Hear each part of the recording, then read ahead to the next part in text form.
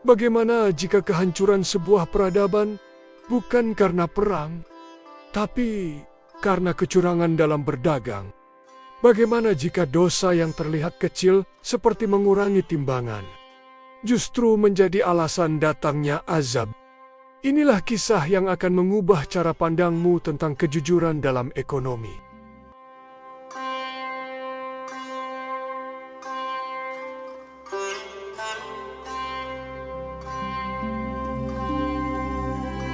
Di tengah hiruk-pikuk pasar yang ramai, orang-orang sibuk bertransaksi. Suara tawar-menawar terdengar di setiap sudut.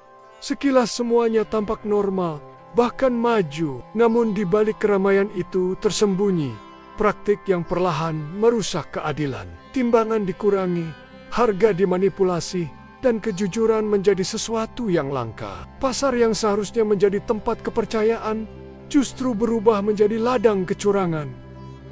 Di tengah kondisi itu, Allah mengutus Nabi Syuaib kepada kaum Madian. Mereka dikenal sebagai masyarakat yang cerdas dan berkembang dalam perdagangan. Kekayaan dan aktivitas ekonomi mereka menjadi kebanggaan, tetapi juga menjadi titik lemah yang tidak mereka sadari. Ketika keuntungan menjadi tujuan utama, nilai-nilai keadilan mulai ditinggalkan sedikit demi sedikit. Masalah yang dihadapi bukan sekadar kesalahan kecil dalam transaksi. Ini adalah pola yang terus berulang dan menjadi budaya. Mengurangi timbangan bukan lagi dianggap dosa, melainkan cara untuk bertahan dan unggul dalam persaingan. Ketidakadilan ini merambat ke seluruh aspek kehidupan, menciptakan kesenjangan, dan merusak kepercayaan antar sesama.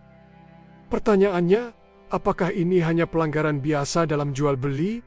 Atau justru akar dari kehancuran sebuah kaum? Ketika kejujuran hilang dari fondasi ekonomi, maka yang runtuh bukan hanya pasar, tetapi juga moral dan masa depan sebuah peradaban.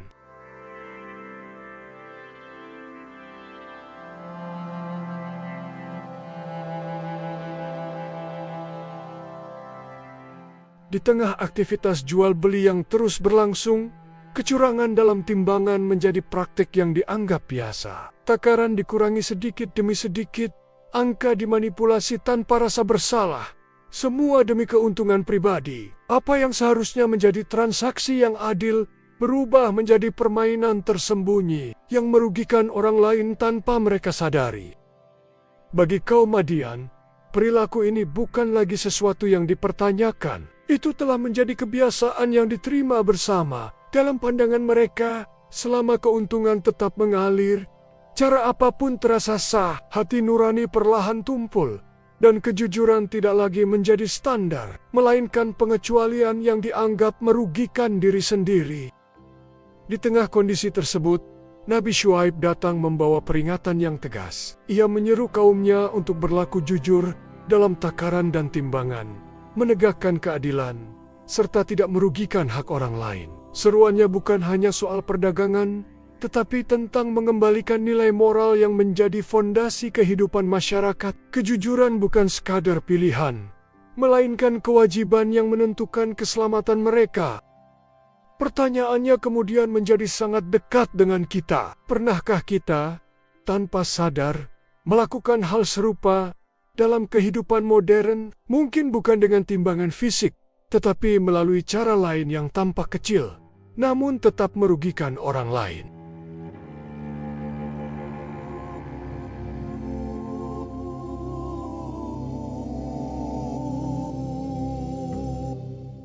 Ketika seruan kebenaran mulai mengguncang kebiasaan mereka, kaum Madian tidak menerimanya dengan hati terbuka. Sebaliknya, mereka merespons dengan penolakan yang dipenuhi kesombongan. Bagi mereka, apa yang disampaikan terasa mengganggu kenyamanan dan keuntungan yang sudah mereka nikmati sejak lama. Mereka tidak melihatnya sebagai peringatan, tetapi sebagai ancaman terhadap cara hidup mereka.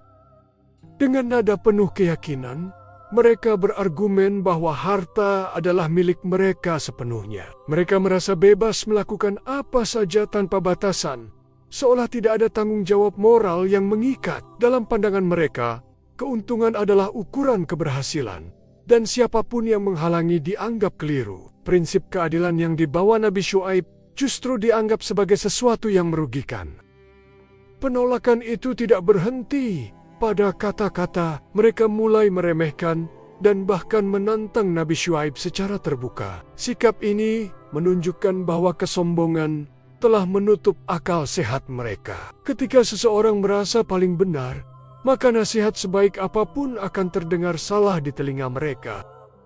Kisah ini memperlihatkan pola yang terus berulang dalam kehidupan manusia. Kebenaran seringkali ditolak, bukan karena tidak jelas, tetapi karena bertentangan dengan kepentingan, terutama dalam hal ekonomi. Ketika keuntungan menjadi prioritas utama, nilai-nilai kebenaran seringkali disingkirkan tanpa disadari.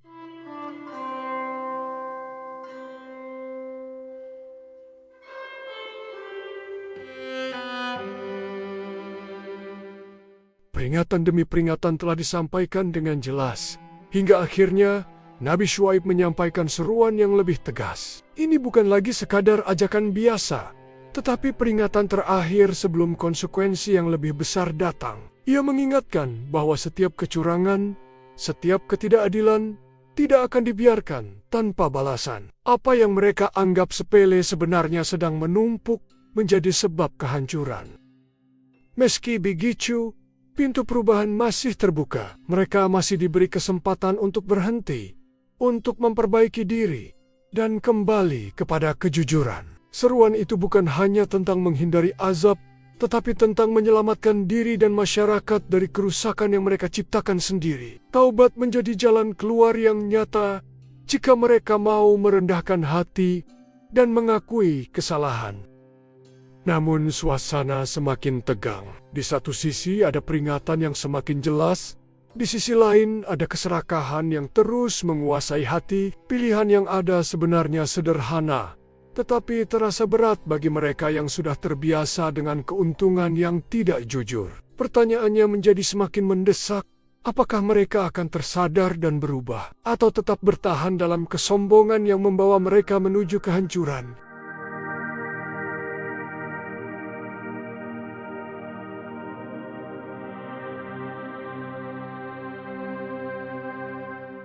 Pada akhirnya, peringatan yang diabaikan berubah menjadi kenyataan yang tidak bisa dihindari. Azab datang dengan kekuatan yang mengguncang, sebuah gempa dahsyat yang meluluhlantakkan kehidupan kaum Madian. Apa yang selama ini mereka banggakan, kekayaan, pasar yang ramai, dan sistem perdagangan yang mereka anggap kuat, runtuh dalam sekejap tanpa sisa. Kehancuran itu bukan hanya merobohkan bangunan, tetapi juga menghancurkan seluruh sistem yang telah mereka bangun di atas kecurangan. Ketidakadilan yang mereka anggap sebagai strategi justru menjadi sebab kehancuran mereka sendiri. Dalam satu momen, semua keuntungan yang dikumpulkan dengan cara tidak jujur kehilangan makna dan tidak mampu menyelamatkan mereka dari akibat perbuatan mereka. Kisah ini menyampaikan pesan yang sangat kuat. Kecurangan yang dilakukan secara terus-menerus dan menjadi bagian dari sistem bukan hanya merugikan individu, tetapi mampu menghancurkan satu peradaban. Ketika fondasi ekonomi dibangun tanpa kejujuran, maka kehancuran bukan lagi kemungkinan, melainkan sesuatu yang hanya menunggu waktu untuk terjadi.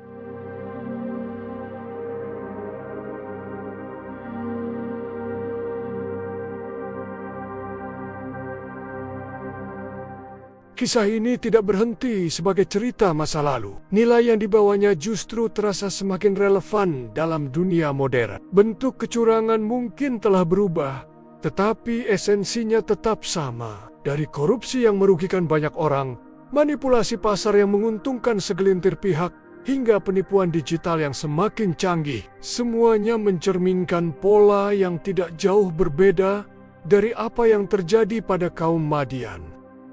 Jika dahulu kecurangan dilakukan melalui timbangan dan takaran, hari ini praktik serupa muncul dalam bentuk yang lebih kompleks. Data dimanipulasi, informasi disembunyikan, dan sistem dirancang untuk memberi keuntungan tidak adil. Perbedaannya hanya pada alat dan skala, bukan pada niat di baliknya. Apa yang dulu tampak sederhana, kini berkembang menjadi jaringan yang lebih luas dan sulit terdeteksi, tetapi tetap berakar pada ketidakjujuran. Benang merahnya jelas, dari pasar tradisional hingga sistem ekonomi global. Kejujuran tetap menjadi fondasi yang tidak tergantikan.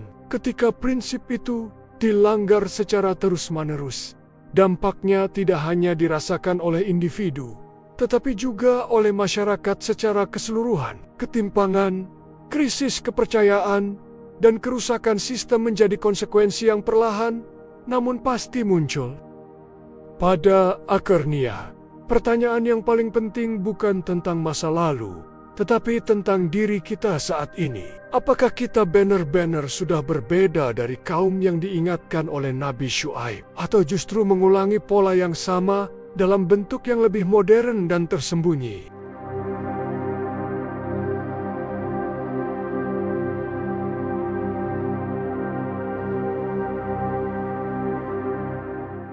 Pada akhirnya, kisah ini membawa kita pada satu kesimpulan yang tidak berubah oleh waktu. Sejak dahulu hingga sekarang, manusia selalu dihadapkan pada dua pilihan yang sama, kejujuran atau kehancuran. Apa yang tampak kecil dan sepele seringkali menjadi awal dari sesuatu yang jauh lebih besar. Pilihan-pilihan sederhana dalam kehidupan sehari-hari perlahan membentuk arah, baik menuju kebaikan maupun menuju kerusakan.